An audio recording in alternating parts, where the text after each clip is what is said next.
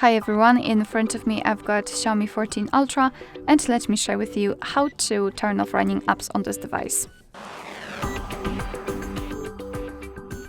So let's start with entering the recents, and if you've got the 3 buttons navigation, you have to tap on the button with a square icon. It should be right here or here.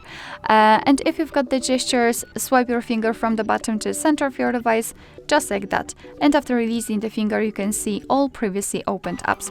If you want to, you can close them manually one by one just by swiping them to the right or to the left.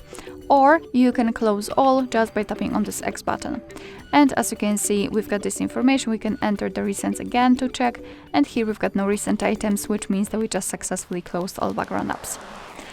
Alright, so that will be all. Thank you so much for watching. I hope that this video was helpful, and if it was, please hit the subscribe button and leave the thumbs up.